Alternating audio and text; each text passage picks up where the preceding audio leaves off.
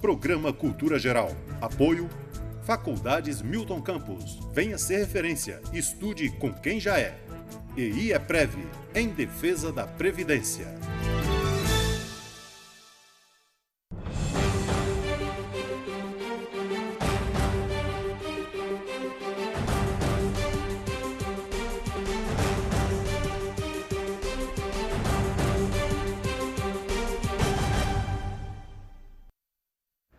Bom, começando agora mais um programa Cultura Geral, sejam todos muito bem-vindos aqui nessa sala de bate-papo e hoje um programa super especial, né, dentro daquela proposta do seminário que vai acontecer na Faculdade Milton Campos, que é Direito e Sociedade.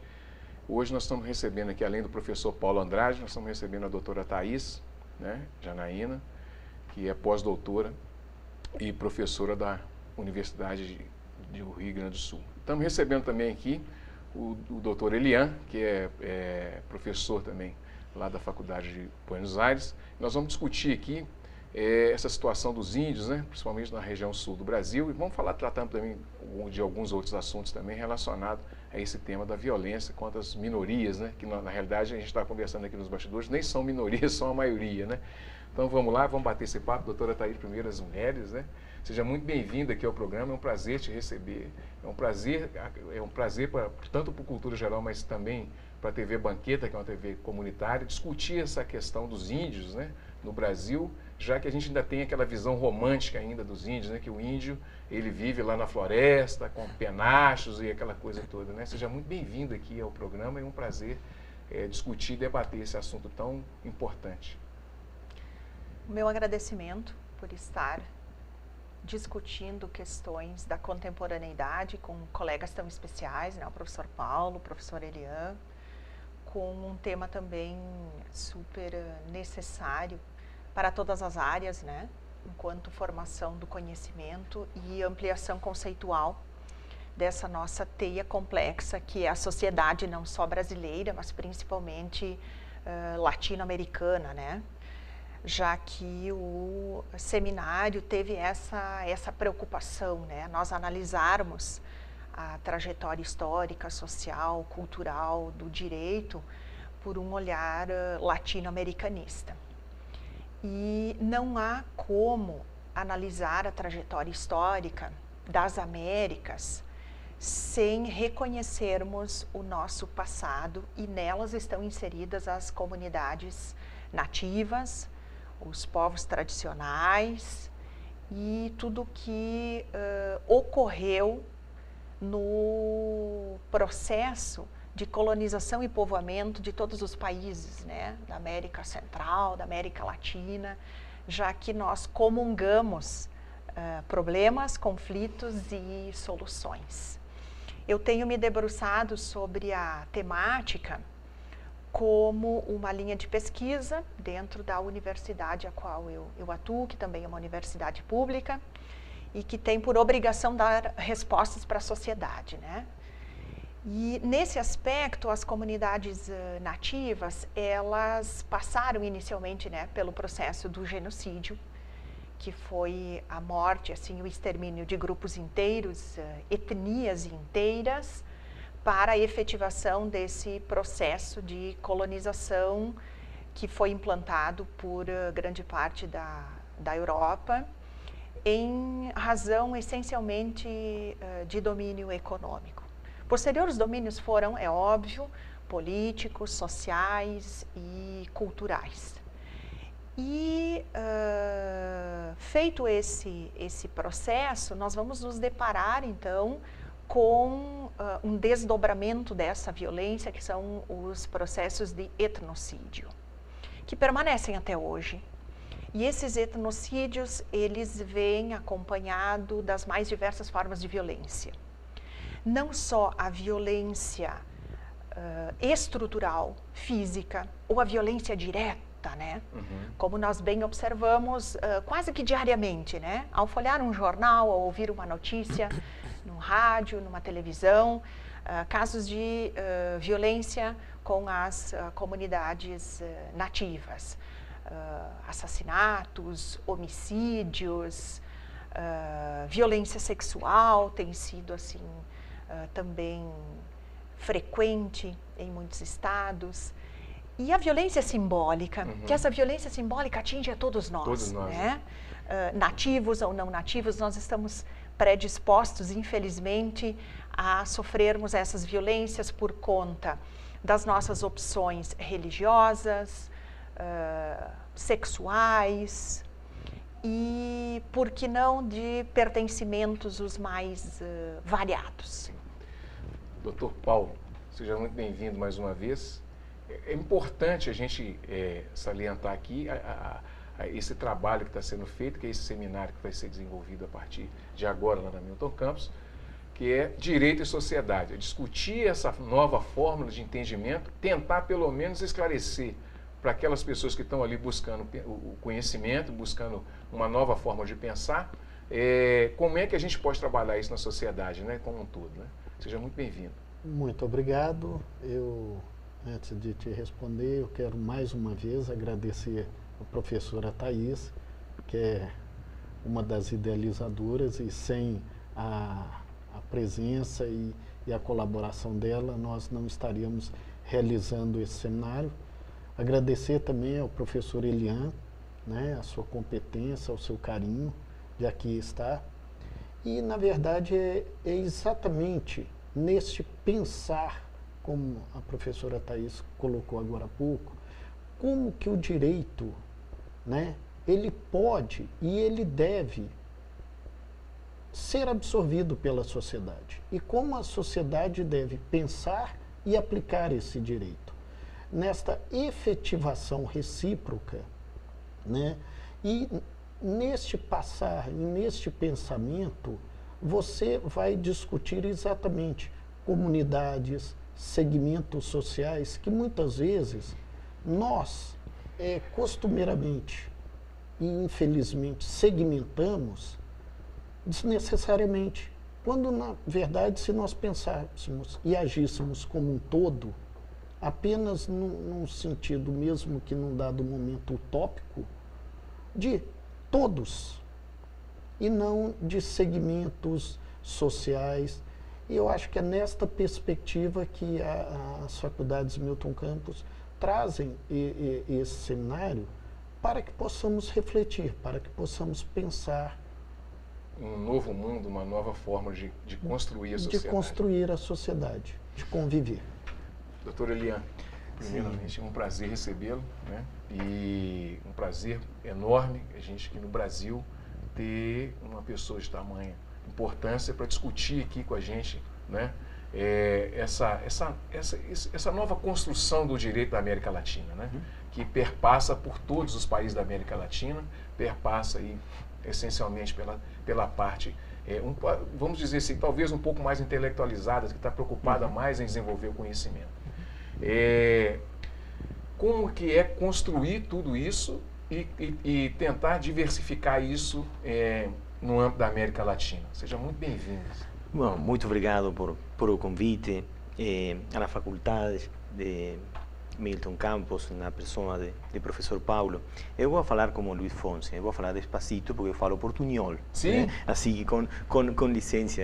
Mas, sim, acho que é uma iniciativa para celebrar, não? Para celebrar muito, sobretudo na faculdade Milton Campos. Hoje devo fazer a palestra de abertura do seminário sobre desafios à democracia na América Latina. Nossa América Latina vive um contexto político, social, cultural, econômico muito complexo, muito complexado. E hoje vou procurar colocar algumas questões para debater com os acadêmicos, com os professores, com os colegas, mas sobretudo em um contexto de profunda admiração. Eu admiro profundamente ao Brasil, amo profundamente o Brasil. Meu irmão mora aqui no Brasil e assim estou muito feliz de estar aqui. Assim, muito obrigado a você também e aos televidentes. Como é que a gente lidar com essa transformação? A gente está saindo de um período mais progressista, tanto da América Latina, entrando num período mais conservador. A Argentina agora teve lá esse viés, né, um pouco mais conservador com o Macri, né? E a gente aqui no Brasil, a gente também indo mais por essa toada. No mundo acadêmico, tem uma transformação grande igual acontece aqui no Brasil? Sim, eu acho que se trata de um processo de reordenação, porque se bem é certo que discursivamente, eu falo por Argentina, não? Discursivamente foi um processo progressista, o certo,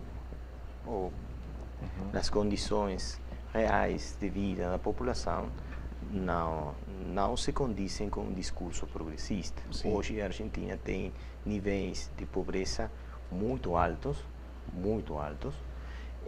tem dificuldades para acesso à educação, dificuldades para acesso à saúde, mas isso é um processo muito longo no tempo,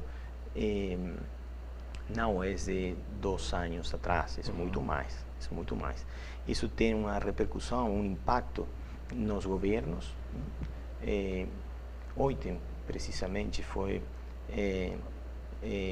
conduzido à prisão um ministro das Obras Públicas do governo anterior, porque a corrupção é um problema muito importante em nossos países e isso deve ser também esclarecido, deve ser exposto, deve ser exhibido, porque provavelmente seja um dos grandes problemas de nosso tempo a possibilidade de uma igualdade real. Para lograr a igualdade real, segundo mim, para poder lograr a igualdade real, é preciso construir um Estado de Direito com desenvolvimento do mercado. É uma tese que falava como professores à noite, não? Acho que para poder desenvolver plenamente o Estado de Direito, com direitos fundamentais, com integração das minorias, é preciso desenvolvimento do mercado, da integração do mercado. Quando a professora Thais falava sobre a integração do indigenista, a Argentina tem um momento muito particular, precisamente sobre essa temática, sobre esse assunto muito complexado, e não é a mesma situação que no Brasil. E na Argentina, verdadeiramente, se trata das minorias, é um desafio pendente por império da própria Constituição, que foi modificada, reformada no ano 94, que declarou a preexistência dos povos originários, mas ainda é um desafio, é uma conta pendente. Doutora Thais, vamos fazer uma viagem assim, no tempo, né? Você buscar assim, antropologicamente a vida dos índios, a situação dos índios e buscando os tempos atuais, a gente trazendo a diferença. Existe uma dificuldade para as pessoas entenderem a diferença do índio de outrora, de outras épocas, para o índio de hoje, que tem acesso a bens de consumo e bens mais modernos e tal, como não tinha naquela outra época. E isso, as pessoas têm uma falsa ilusão que isso descaracteriza a sua personalidade de índio. Sim, é um discurso que permeia o senso comum, né? E eu acho que é importante frisar que a violência contra os povos indígenas vem permeado pela omissão do Estado por décadas e séculos. Por mais que nós tenhamos evoluído, né, enquanto legislação, eu acho que a Constituição de 1988 é um marco, sim, de transformação, né, no reconhecimento das comunidades nativas. Nós temos toda uma legislação internacional que rege e encaminha assim, uma série de ações afirmativas que foram tomadas, não só pelo Brasil, mas por outros países da América Latina. Eu utilizaria um termo, assim, quem sabe até forte, né, mas na garantia de vida das nossas comunidades nativas, nós temos muito que evoluir ainda. Vejam, hoje nós temos mais de 600 terras indígenas com atos administrativos para que se efetive a demarcação desse espaço. Isso significa dizer que essas populações que já estão vulneráveis, à mercê assim, das mais diversas violências, como já apontado, fragilizadas, elas estão totalmente dissociadas da sua identidade geral, que são as suas terras. O processo de desterritorialização, ele foi violento na desconstituição humana, social e cultural desses povos, que por consequência eles foram impulsionados a buscar outros espaços, em sua maioria os espaços urbanos, a qual nem sempre são bem recebidos e também com dificuldades de relacionamento. Eu acho que é um pouco preconceituoso você atribuir hoje aos nativos a necessidade de que, bom, eles já manuseiam algumas tecnologias, que é o que eu ouço seguidamente, né? Eles já têm aparelhos celulares, notebook, têm automóveis, então eles não precisam mais dos seus espaços geográficos. É um discurso falacioso e que reforça o ideário de colonialidade. O que é isso? Que os países devem ter um pensamento único, uma língua única, uma religião única. E aí nós vamos criando toda essa massa de homens e mulheres segregacionados, que em algum momento batem à nossa porta e dizem: precisamos tomar ações rápidas, emergenciais, porque esse problema, essa situação está em deconformidade ao que nós preconizamos de ter um Estado único, né? Então, urge sim que nós tenhamos cuidado com essas populações, que por consequência repercute em outros grupos sociais. Essa intolerância com o nativo, ele vai se reproduzir com o afrodescendente, ele vai se reproduzir com os nossos refugiados, que têm chegado nos mais diversos estados, né?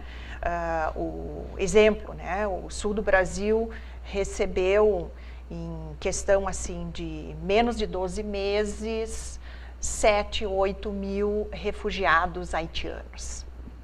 Então, toda esse social novo que se apresentam, conflitivo para alguns, enriquecedor para outros, porque eu comungo da ideia de que nós devemos sim garantir os direitos fundamentais, a dignidade humana, com base, né, nos direitos universais, mas respeitando as especificidades de cada grupo social. Eu acho que hoje já é um discurso superado e ultrapassado nós tentarmos padronizar de qualquer forma, né, esses grupos. E nós temos o desdobramento nas violências e nos conflitos, né? Como eu já apontei, hoje nós temos 20 conflitos, que eles são constantes e diários. Só em se tratando de comunidades nativas indígenas. O primeiro estado, Amazonas, depois nós temos o Mato Grosso, em terceiro, o Rio Grande do Sul, que nós temos um ideário assim, de que o Rio Grande do Sul é composto só de imigrantes europeus, né? Aquele discurso do embranquecimento que deu certo, né? E isso permeia, e a minha é muito latente isso, né? Eu faço muitas atividades acadêmicas fora do sul do Brasil, e quando eu me apresento, as pessoas logo dizem, né? A senhora vem de um estado rico, ordeiro, e é um discurso falacioso, né? Por outro lado, nós temos hoje 24 conflitos latentes, né?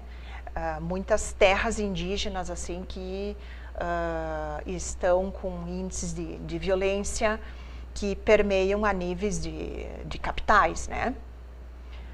Então, eu acho que dentro desse aspecto, nós temos que analisar, sim, e dar vez e voz e minimamente tentar aproximar essas pessoas. E seria muito ingênuo da nossa parte hoje esperar que as comunidades indígenas, né, as mais diversas etnias, Caingangue, Guarani, Pataxó, Krenak, se comportassem como no século XVI, porque eles foram destituídos da sua cultura originária, eles foram obrigados a adotar uma nova língua, porque foi isso que o Império Português fez, né? Ele pegou as mais de 300 matrizes linguísticas que existiam no Brasil e quase que de uma forma autoritária, por decreto, disse, bom, a partir de hoje, essas matrizes linguísticas desaparecem e todos vocês falarão português. Assim como as matrizes religiosas, que eram inúmeras, centenas, e alguém disse, bom, a partir de hoje, o rei ordena que todos serão cristãos católicos. Está aí também a origem da nossa intolerância religiosa. Eu me atrevo a dizer que a genética do Brasil enquanto nação nasce por diversos atos de violência. Então, a violência acompanha o país desde a sua origem, enquanto resultado desse processo de ocupação e colonização. E aí nós temos que buscar soluções e saídas, sim, para minimamente minimizarmos esses efeitos dessa violência estrutural, que nos acompanha até os dias atuais. Professor Eliane, como que nós podemos garantir, sem ser redundante, mas tentar trazer essas garantias fundamentais para esses povos assim, interligados? Nós temos, se você for pegar a parte centro-oeste do Brasil, parte sul, né? A gente vai ter essas divisas com os países latino-americanos. Então, como garantir esses direitos fundamentais da pessoa humana? Bom, a professora Thais ha colocado uma questão que acho que é fundamental, não? E que tem que ver com a ideia de dignidade, a ideia de dignidade humana. E a dignidade humana está por sobre a conjuntura da religião, por sobre a conjuntura política, por sobre a conjuntura econômica, por sobre mesmo a preferência das pessoas, não? A dignidade como um pressuposto ontológico. Mas em um plano prático e de efetivização, acho que há alguma possibilidade de avançar em linhas de integração, em linhas de respeito ao multiculturalismo, com uma perspectiva da abertura a distintas formas da vida. Por exemplo, o centro de minhas pesquisas, minhas especialidades, biodireito e a bioética, é direito à saúde, concretamente. Mas em um estado argentino, a província argentina, Neuquén, a província de Neuquén, que tem comunidades indígenas, há um hospital, um sanatório multicultural com atenção especial para a população indígena. Esse acho que é um meio concreto, uma política pública concreta para fortalecer os direitos, e nesse caso, direito à atenção da saúde da população indigenista, como um hospital especial, por exemplo, com a língua, com uma recepção às crenças religiosas. Essa é uma política concreta, efetiva, possível de implementação para salvaguardar direitos fundamentais, como falava a professora Thais, não? Acho que isso é uma política simples e que perfeitamente pode ser implementada, não? Professor Paulo, como discutir essa questão da intolerância e discutir todo esse universo de intolerância e violência no contexto acadêmico e passar isso para as pessoas de forma simples e objetiva? Como que a gente consegue fazer isso? É exatamente nessa proposta. eu acho que nós só vamos implementar a partir do momento que nós pensarmos. Para a gente pensar, nós temos que dialogar. E esta oportunidade, não só do seminário, mas como de todo o meio acadêmico, é esse diálogo, esse pensamento, essa troca de informações, essa troca de opiniões, essa troca de culturas, de contextos, de realidades. Porque muitas vezes nós ficamos desassociados em razão da nossa situação econômica, cultural, logística, e estamos bem próximos e bem distantes, né? Muitas vezes a gente costuma falar, o nosso vizinho do bairro do lado, nós não sabemos da sua realidade. Em Belo Horizonte, por exemplo, nós vemos bastante isso. Nós vemos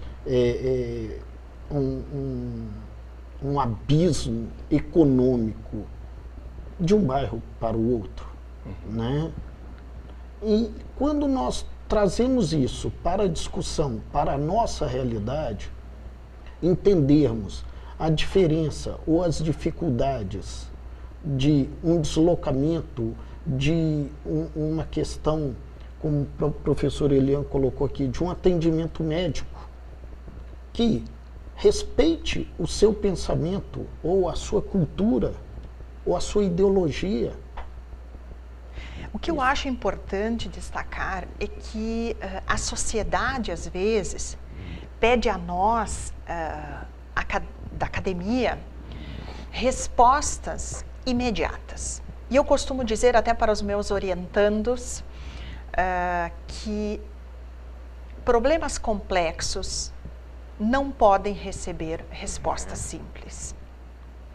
Certeza. E nesta questão da invisibilização de dezenas de grupos sociais no decorrer da história do Brasil, a vulnerabilidade a que alguns grupos humanos foram postos, nós não podemos, primeiro, cair na tentação de dar conclusões calcadas no senso comum. Isso tem me preocupado. E eu discuto muito com o meu grupo de pesquisa, no programa de pós-graduação a qual eu atuo, que nós temos sim a obrigação de dar respostas coesas para problemas complexos e que se consolidaram, cristalizaram e naturalizaram-se. Eu me atrevo a dizer, a violência foi naturalizada. Não só esta violência que aparece nas páginas de jornais, né? Todo dia homicídio, tentativa, enfim, né? Mas esta violência simbólica, que é dizer, alguns têm sim o direito de estar em uma escola de qualidade. Por outro lado, alguns não devem estar dentro da universidade pública, porque durante muito tempo as universidades públicas serviram para atender um determinado segmento social. Então, quando nós falamos de grupos e comunidades invisibilizadas, foi todo um processo projetado, organizado e que se consolidou. Então, às vezes, até o nosso olhar, ele está tão acostumado com essas violências estruturais que não nos parece mais um problema. Ontem, quando eu me deslocava num bairro aqui de Belo Horizonte, chamou-me a atenção duas adolescentes que, pelos traços físicos, até por eu pesquisar a temática e dar uma atenção maior a esse grupo humano, de meninas que vendiam, né, um comércio informal, produtos que tinham traços assim muito legítimos de serem indígenas. Uma avenida super movimentada aqui de Belo Horizonte. As pessoas que estavam me acompanhando provavelmente não despertou atenção. Eu logo perguntei à professora que gentilmente me conduzia, eu disse, o que eles estão fazendo aqui? Eles vendem produtos, Thaís. Muitas pessoas vendem produtos aqui nas ruas de Belo Horizonte. Então, um exemplo, a mim chamou a atenção. Por quê? Porque o que é natural veio para a universidade como um problema a ser minimamente respondido, contornado, criado há muito tempo atrás, que é a invisibilização desses grupos sociais. Então, quando o professor Paulo diz assim, é sim responsabilidade do direito, eu diria, não só do direito, mas de todas as outras áreas. Eu acho que as universidades têm esse papel, sim. Em alguns momentos até de criar um certo descontentamento pelos objetos de pesquisa que nós temos. Porque às vezes a própria população diz, não temos vagas nos hospitais públicos, professora Thais. Não temos rodovias que garantem a segurança mínima dos cidadãos. E vocês estão pesquisando assunto X, que é tão pequeno.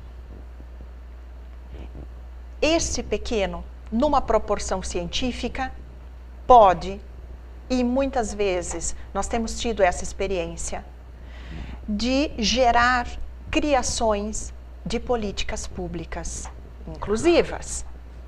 E que vai minimizar todo esse aspecto, que pode talvez no futuro minimizar todo esse aspecto da violência. Justamente, exemplo claro, quando se inseriu no censo escolar as crianças indígenas que estavam fora da escola, impulsionou as próprias universidades a criarem linhas de formação continuada aos educadores, que em sua maioria eram brancos, que estavam atuando dentro das terras indígenas. Posterior se evoluiu para a criação dos cursos de ensino superior que trouxeram inúmeros homens e mulheres para cursar licenciatura dentro das universidades e voltar às terras indígenas e não só garantirem acessibilidade das crianças que não estavam na escola, mas uma melhoria na qualidade do ensino. Então, às vezes são detalhes que o pesquisador observa, transforma nisso num curso de extensão, numa linha de pesquisa ou num grupo de pesquisa. E há que se registrar, fazer pesquisa no Brasil é muito dolorido. Primeiro porque nós temos essa ética da laboralidade, que pensar não deve ser remunerado. Os recursos são pífios. E quando tem, infelizmente, nos levam a disputar esses recursos quase que de uma forma assim... Talvez aí esteja uma lógica, nós discutimos isso aqui algumas vezes, talvez esteja uma lógica, ao invés de uma lógica protestante, que é um investimento talvez numa linha de pesquisa mais profunda e com mais recursos, com uma lógica que é mais fácil um camelo passar no fundo de uma agulha do que um rico entrar no reino do céu. Está mais ou menos por aí? Sim, e nós precisamos sim, né, desenvolver e evoluirmos significativamente na ciência, tecnologia, investir nas universidades. É óbvio, precisamos ainda recuperar uma dívida histórica, que é incluirmos em 100% todos os cidadãos que tiveram o direito negado à educação e os que estão em idade apta a cursar a escola básica. Eu não vejo melhorias nas universidades, no ensino superior, se nós não investirmos na escola básica. Eu acho que seria isso. Eu acho que seria assim extremamente... Seria talvez a mola mestre ali? Justamente, a escola básica. E nós temos muito a que se evoluir. Eu acho que tivemos grandes conquistas, sim, nas 2 últimas décadas. Não podemos negar isso, né? Por outro lado, também nós ficamos por décadas com o ingresso às universidades, assim, com um número pequeno de pessoas. Então, poucas pessoas tinham acesso. Hoje, nós já temos uma ampliação do número de vagas. Agora vem aquele debate de que nem só garantir acessibilidade é a efetivação de um ensino de qualidade. Então, matricular massivamente as pessoas é necessário para um país que negou a educação por séculos. Mas nós temos que evoluir, nós temos que equalizar e melhorar a qualidade da educação enquanto um todo. Deixa eu fazer um intervalinho, vou fazer um intervalinho. O professor Geraldo Adão agora vai entrar aqui no programa e a gente vai esquentar um pouquinho mais nessa reta final do programa Cultura Geral. Daqui a pouquinho a gente está de volta com mais Cultura Geral.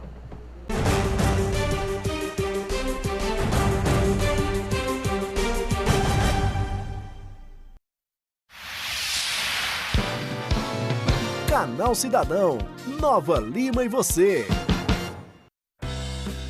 Tilápia, fraldinha, salmão, costelinhas, carne de sol, frango com bacon e aipim para os vegetarianos. Ah, e claro, tudo acompanhado por uma cervejinha da melhor qualidade, feita em Nova Lima. Essas são algumas das opções que os botequeiros vão encontrar no Festival Harmoniza Nova Lima, realizado pela Prefeitura até o dia 15 de novembro. O Harmoniza Nova Lima vem como um novo conceito de festival gastronômico para a cidade. Promovemos um encontro entre a boa gastronomia de bares e restaurantes e os diversos estilos de cervejas artesanais produzidas em Nova Lima. Uma perfeita harmonização para quem aprecia uma saborosa comida e degusta uma boa cerveja. Participam do Harmoniza Nova Lima 13 estabelecimentos espalhados nas regiões sede, Honório Bicalho, Vila da Serra, Alphaville e São Sebastião das Águas Claras. São eles: Agreste, Aqueme, Bar Araponga, Bar da Nelma, Bar das Quintas, Província de Minas, Cassis, da Mata Sítio Bar, Quiosque do Toninho, Mar Mineiro, Nova Gourmet, Pimenta Malagueta e Realíssimo. Fala, cidadão! É um festival que tem a capacidade de divulgar o nosso negócio para um número muito maior de pessoas. E a importância também que faz o nosso cliente ter um conhecimento de uma harmonização de um tipo de cerveja com um tipo de prato. No Harmoniza também estão presentes 10 cervejarias artesanais instaladas na cidade: Brook, Capa Preta, Krug, Kud, Laut Beer, Menck, São Sebastião, Sátira, Verace e Vinil. Juntas, elas dão o toque especial aos pratos, criando sabores diferenciados. Fala, cidadão! Nós da Verace temos o prazer de participar do evento Harmoniza Nova Lima com as nossas cervejas artesanais produzidas aqui no município. É um prazer participar desse festival gastronômico em Nova Lima, onde temos as cervejas artesanais e os nossos pratos. Vim com meus amigos comemorar meu aniversário, estou adorando, o tiragosto é ótimo, a cerveja é muito boa, gosto muito de vinho, mas a cerveja aqui me ganhou. Vem você também curtir o Harmoniza. Saiba mais sobre as ações da Prefeitura em nosso site www.novalima.mg.gov.br, nas redes sociais Prefeitura de Nova Lima Oficial e no jornal A Cidade.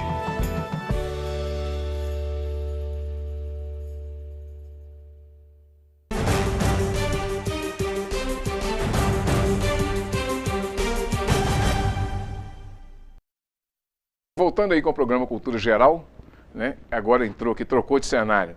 Sai Paulo, entra Geraldo, né? É time de futebol agora. Esqueci de falar que o nosso amigo Elian aqui, ele é boquense, viu, gente? Sim. É torcedor do Boca e tal, vítima do Cruzeiro, muito tempo, né? Sim. Bom, ô, seu Geraldo, mais uma vez seja muito bem-vindo, né? Nós temos duas novidades. Tem uma portaria, né, seu Geraldo, que a gente estava discutindo aí. Eu gostaria de conversar sobre uma portaria do Ministério da Saúde, uma portaria recente. Em primeiro lugar, a nossa saudação à emissora pelo convite, né? A gente estando aqui, a gente está sempre presente, sendo convidado. E é a satisfação de estar aqui com outros companheiros também, né? Doutora Thaís, doutor Elian. Doutora Thaís e doutor Elian. Doutor Elian. Né? O meu nome é Geraldo Adão Santos, estou me apresentando para vocês e é uma satisfação estarmos aqui. Hoje, eu gostaria nesse momento, de falar sobre uma portaria nova que o Ministério da Saúde editou agora e que para nós representa uma esperança com relação a melhorias no SUS. Nós vemos que o nosso sistema está passando por dificuldades. E uma das maiores dificuldades é exatamente o orçamento da saúde, como para todas as demais políticas públicas, né? Então, o governo resolveu, através da portaria 1535, resolveu instituir agora um grupo de trabalho importante, com a composição de 12 pessoas, do próprio Ministério, tem do Conselho Nacional de Saúde, do Conselho Nacional dos Secretários de estaduais e municipais, tem também a Fiocruz e outras organizações. Esta comissão pretende fazer uma avaliação profunda na atenção básica do nosso país.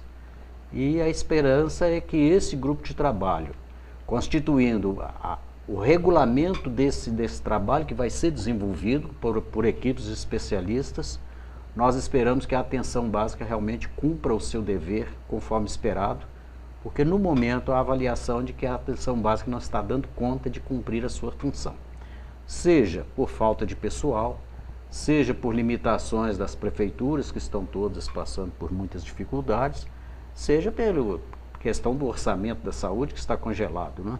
E que nós esperamos, que até depois nós vamos falar sobre isso, uma mudança também com relação à revisão orçamentária do SUS. Então essa comissão representa para nós uma esperança muito grande, porque nós entendemos que a atenção básica é o atendimento prioritário. Além dele ser preventivo, ele tem que atender também as suas demandas de cura.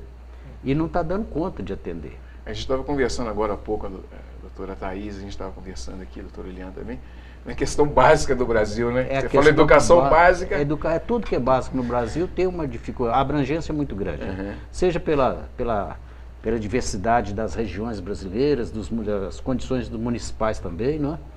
E seja até mesmo por falta de funcionários, né? Às vezes a população grande não tem a proporção de funcionários suficiente. Nós temos no Brasil as equipes de saúde da família instaladas em todos os municípios, mas o número de equipes às vezes não é compatível com a demanda de cada município. E o Brasil tem 853 municípios, só Minas Gerais tem 853 municípios. Né? O Brasil é um país de dimensão continental. E as demandas, quanto mais distante dos centros mais avançados de atendimento, maior dificuldade tem a atenção básica, e não está dando conta de atender, principalmente em função do volume de pessoas desempregadas que hoje nós temos no país, que perderam o plano de saúde, estão voltando para o SUS, e o SUS não está preparado para atender esse acréscimo. Né? Então, a proposta desse debate aprofundado sobre a atenção básica e a criação dessa portaria 1535, que vai instituir esse grupo de trabalho que vai fazer uma proposta de uma política de acompanhamento e de aperfeiçoamento da atenção básica.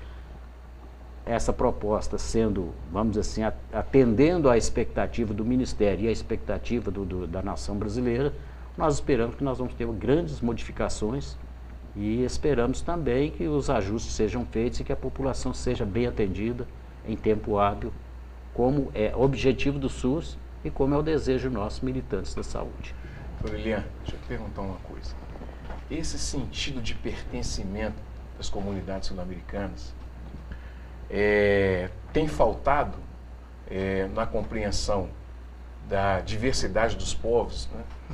Entre os índios, os negros, essa dita minoria, né? Que na realidade, se for juntar na América Latina toda, não é minoria.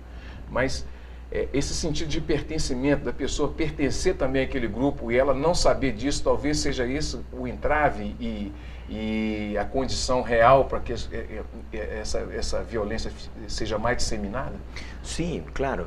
Mas aí a professora Thaís colocou uma questão que eu desejo pegar, porque foi muito importante. Ela falou sobre a representação, sobre a violência simbólica, e acho que é um conceito de indigenista, é um conceito que não é esclarecido na Argentina. Não tem segurança que quando as pessoas falam de indigenista, todas as pessoas pensem na mesma coisa. Esse primeiro problema.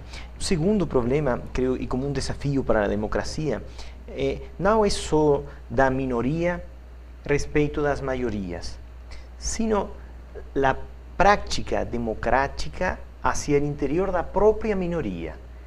Isso creio que é um problema pendiente, una cuenta pendiente de la reproducção de práticas democráticas hacia o interior da própria minoria.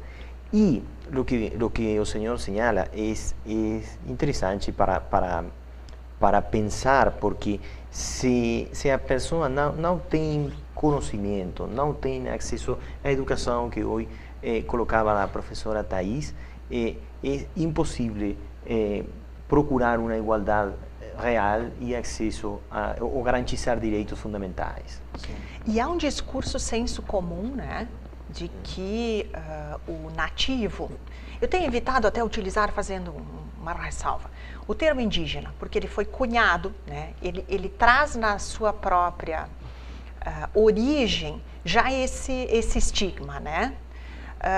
Então, o próprio nativo, ele é cobrado. Bom, vocês a partir de agora são portadores de direito, exijam.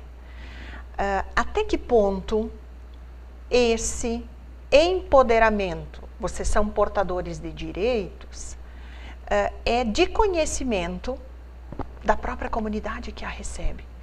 Porque eu acho muito complicado você dizer, bom, a partir de agora todos temos direitos, para grupos que durante toda uma trajetória histórica não foram vistos como cidadãos. Temos que pensar também sobre esses discursos generalizantes de inclusão, porém que não incluem aqueles grupos. Então, eu acho que é uma outra questão a se pensar.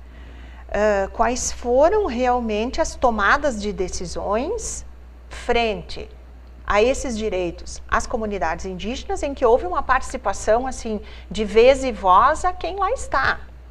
Quantas vezes se ouviu o exemplo, a mulher indígena, se realmente ela queria usufruir de uma política pública da saúde? Exemplo, hoje nós temos muitos casos já reais e denúncias da violência obstétrica às mulheres indígenas.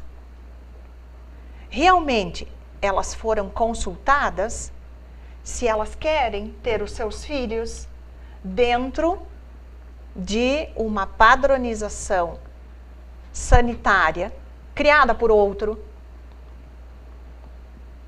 Que aí, dentro desse aspecto, tem a questão cultural também que está aí dentro, né? Justamente. Aí você pega séculos e séculos de uma tradição de ter filhos dentro da própria terra indígena, com todo um ritualismo, com toda uma relação de pertença cultural. E a partir de agora, então, você diz, para garantir os seus direitos fundamentais à saúde, a ambulância vai estar no dia X dentro da terra indígena, vocês vão colocar todas as mulheres grávidas, elas serão deslocadas para um centro urbano, que não raro, elas nem sequer conseguem se localizar geograficamente, e aqui vocês terão os seus filhos. O direito tem alto conteúdo mágico. Não? A fantasia de pensar que porque você tem uma lei, é agora modificado uma prática social. E isso não é imediato. Isso não é a fantasia do direito. Em alguns momentos você cria uma segunda, terceira e até quarta violência. Aproveitando, né, a presença do seu Geraldo, a questão da própria saúde. Hoje nós temos uma secretaria especial que cuida da saúde indígena. Porém, será que aquele medicamento, seu Geraldo, que se aplica lá para as crianças, etc., elas têm aceitação? As pessoas que tomam sabem o que estão tomando, quais são os seus efeitos? É até interessante, né, seu Geraldo? O senhor como membro do Conselho, né? Membro do Conselho Nacional de Saúde. O Conselho Nacional tem a representação indígena e tem a Secretaria Especial da Saúde Indígena.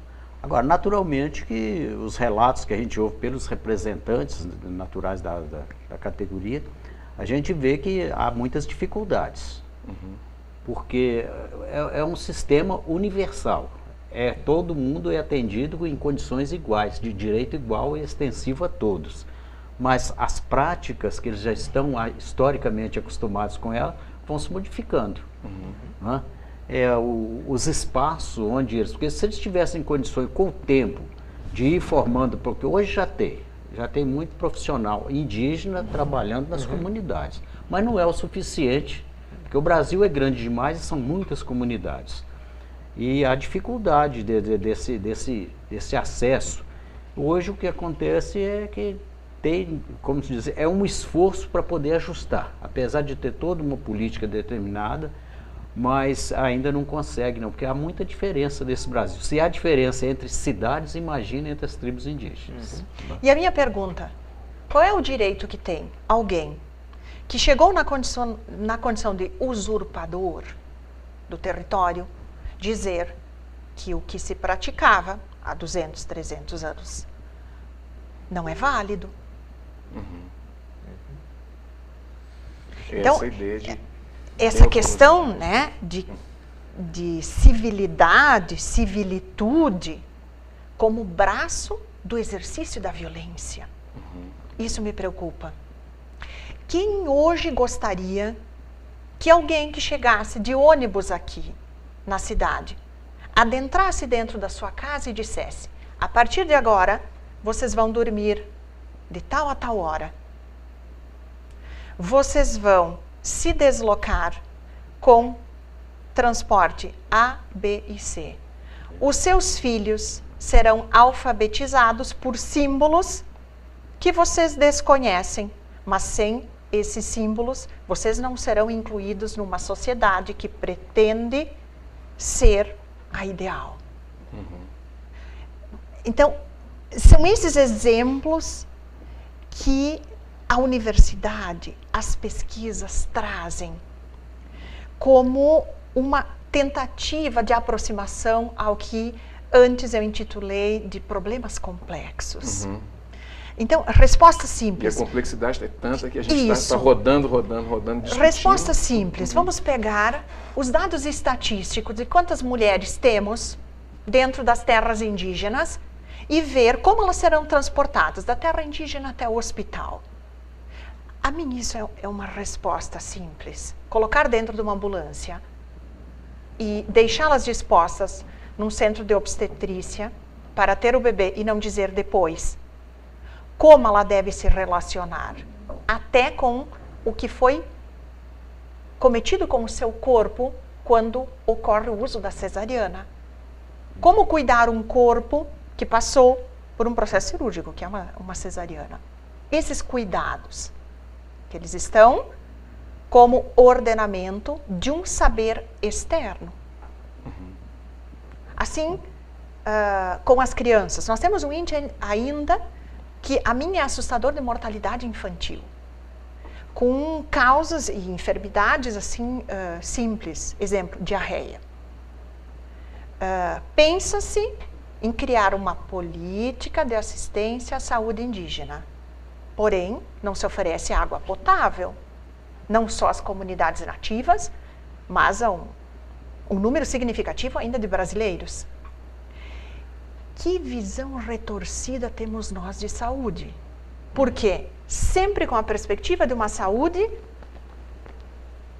curativa e não preventiva, não temos uma política efetiva de saneamento, fornecimento de água, que seria o básico.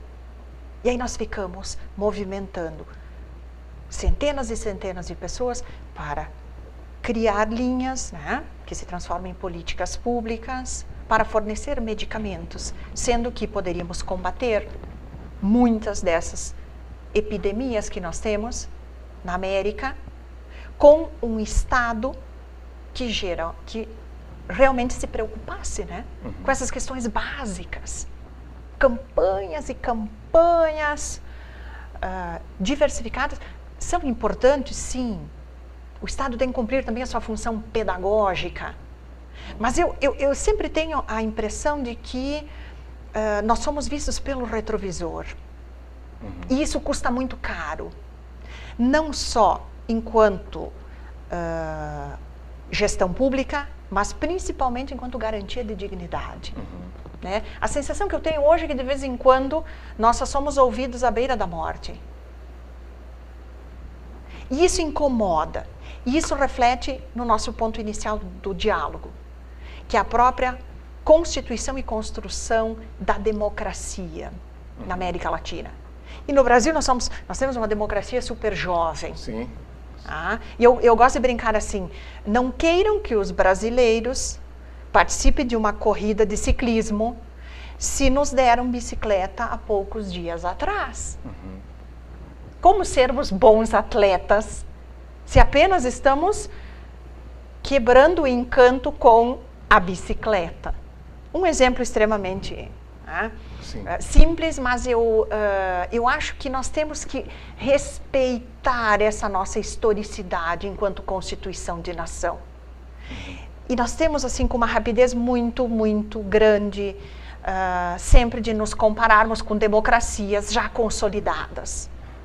Né? Essa presença do eurocentrismo, comparar a democracia alemã, francesa, né? Todos esses movimentos até de efetivação de políticas públicas, com espaços assim em que, por muito tempo, a grande maioria não participou e jovem. Então, eu acho que essa preocupação eu deixaria, né? Esse questionamento eu deixaria. Com certeza, a professora Thais dice algo muy cierto, ¿no? Democracias muy jóvenes, ¿no? Democracias muy jóvenes que precisan la consolidación. Mas quiero colocar una cuestión que tiene que ver con el rol de la universidad, ¿no? El rol de las universidades en las pesquisas, en la transformación de las pesquisas en políticas públicas. Eso creo que es la justificación en gran medida del trabajo que nosotros realizamos, não? Muito bem. Sr. Geraldo, você tem mais algum recado? Eu gostaria só de complementar. Então, fica à vontade. Nós temos uma visão das cidades brasileiras como vêm sendo desenvolvidas, né? E um problema que eu acho que não preparou a nação brasileira é que grande parte das pessoas que vivem hoje nas grandes cidades ou ainda no interior é a questão da moradia. A pessoa saiu do interior, veio para a cidade sem a oportunidade de um desenvolvimento preparatório para estar na cidade. Chega na cidade também não consegue arrumar um emprego adequado, então vai para o salário mínimo quando consegue, né? E vai morar em quê? Em condições precárias. Normalmente nas periferias das cidades, numa situação talvez de maior risco do que onde ele estava. Então, é como se diz, as nossas cidades não cresceram, elas incharam. E olha as condições que nós estamos enfrentando hoje, consequência de todo esse aglomeramento sem nenhum parâmetro. A violência, né? E a violência de uma forma geral, globalizada, né? Exatamente. E trouxe o índio para toda essa discussão também, né? De violência. Aliás, toda essa prática de violência, né? Bom, as comunidades indígenas, na verdade, não estão sendo mais respeitadas, elas estão sendo invadidas. E o espaço dele está sendo sempre resumido para a grande produção agrícola, né? Então, a situação realmente, políticas públicas, eu acho que realmente é importante. A Constituição que o Brasil conseguiu fazer em 88 é realmente uma Constituição cidadã. Mas precisava de um preparo da população. Uma população nossa são 214 milhões de pessoas. E o Brasil tem muita divergência entre norte e sul, entre Minas Gerais capital, Minas Gerais sul de Minas, Minas Gerais o interior mais pobre, né? Sim. Então há uma diferença muito grande. E as condições... É isso que nós falamos, né, professor? A diversidade. Essa coisa não só da diversidade, mas também no sentido de pertencimento, né? Esse é que é o grande veio, né? A pessoa se sentir pertencente àquele tipo de atividade, aquele tipo de povo, aquelas pessoas e tal, né? E há muito pouco tempo a nossa maior população era rural. E há pouco tempo vem sendo transferido para a cidade, como se diz, nem sequer ainda preparada para os desafios do trabalho urbano, né? E a geração nova que podia estudar, podia se preparar, podia se qualificar, ainda está em formação. Então o Brasil enfrenta realmente situações muito difíceis. E a maioria dessas pessoas, quando consegue emprego, é salário mínimo. Agora, quer de cobertura complementar a facilidade do acesso à escola, a facilidade de treinamento, né? A facilidade principalmente de acesso à moradia. Porque sai do interior, vem para a cidade para ir morar na favela, gente, é uma situação complicada. Né? Então nós temos desafio, apesar de termos uma Constituição cidadã, ela precisa ser realmente trabalhada tem as políticas públicas previstas, mas ainda não realizada e atendendo a todos em suas demandas. Lamentavelmente, quase 30 anos de Constituição nova e não fizeram com que ela funcionasse como deveria. Mas nós temos esperança que isso vai acontecer, que a nação há de tomar consciência. O senhor é um homem esperançoso. Eu sou. Bom, gente, chegamos ao final aí do programa Cultura Geral. Tenho que agradecer aqui a doutora Thaís Janaína pela presença maravilhosa aqui, essa discussão ampla sobre essa situação toda, da diversificação do direito mesmo. Vamos pensar o direito de uma outra forma, que não é só no papel que nós vamos resolver as coisas, né? Muito obrigado pela presença da senhora, e a porta da TV Banqueta e do Cultura Geral está aberta para vocês. Meu agradecimento também pelo profícuo debate, né? Pela recepção calorosa que eu estou tendo, né? As pessoas assim super agradáveis, amáveis, né? E eu acho que é importante reforçar, né? O evento começa hoje, o seminário, às 19h30. Estão todos convidados para participarem, né, das grandes palestras. Nós temos hoje, então, a palestra de abertura com o Dr. Elian. Amanhã nós temos os grupos de trabalho, que é um momento ímpar na minha concepção, aonde as pessoas apresentam parcialmente ou integralmente as suas pesquisas. E assim, a procura foi muito grande. Nós vamos ter GTs, grupos de trabalho assim, com temas extremamente relevantes e de norte a sul do país. Tanto é que eu estou aqui, não só para coordenar o GT, mas nós temos participantes sim. Então a faculdade vai estar recebendo assim, estudantes de pós-graduação e pesquisadores dos mais diversos estados. E amanhã à noite nós temos a palestra então com o Dr. Marco Antônio, que também, na minha concepção, trabalha com uma temática muito interessante. O direito à informação e todo esse processo que a sociedade da informação e a tecnologia trouxe como complexização, não só no direito, mas das relações sociais. Muito obrigado novamente e eu regressarei com certeza para o estado de Minas Gerais. Se Deus quiser. Elian, muito obrigado pela presença, é um prazer receber o professor.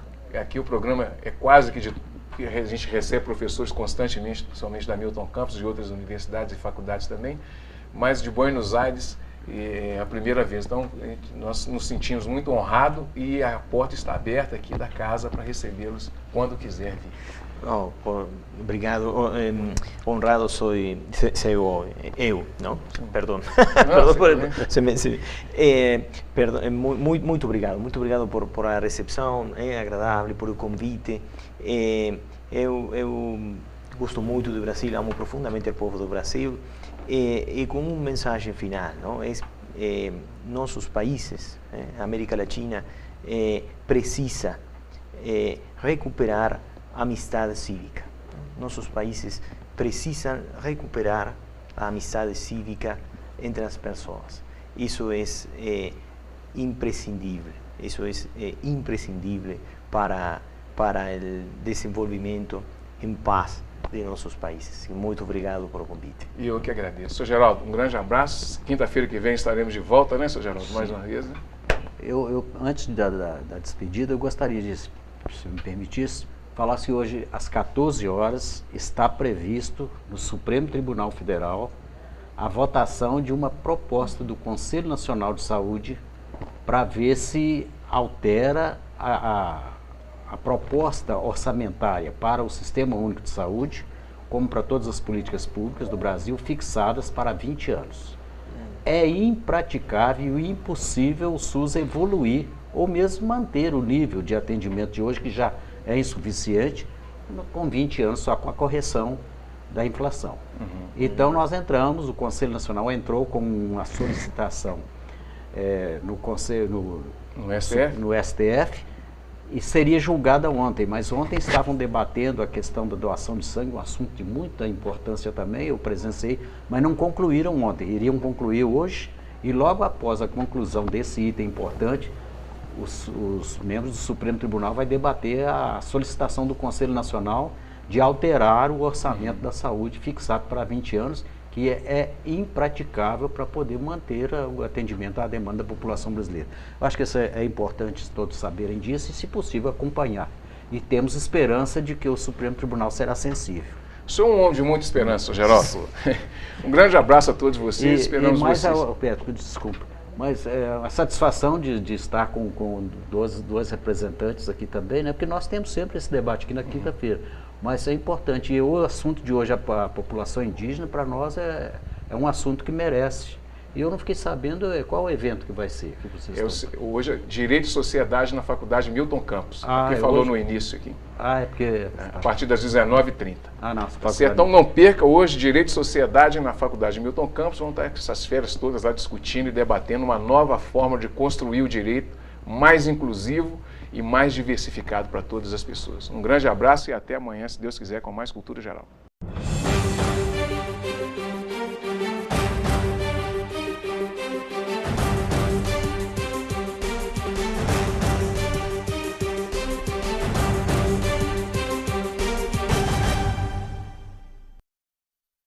Programa Cultura Geral. Apoio Faculdades Milton Campos. Venha ser referência. Estude com quem já é. E IEPREV, em defesa da Previdência.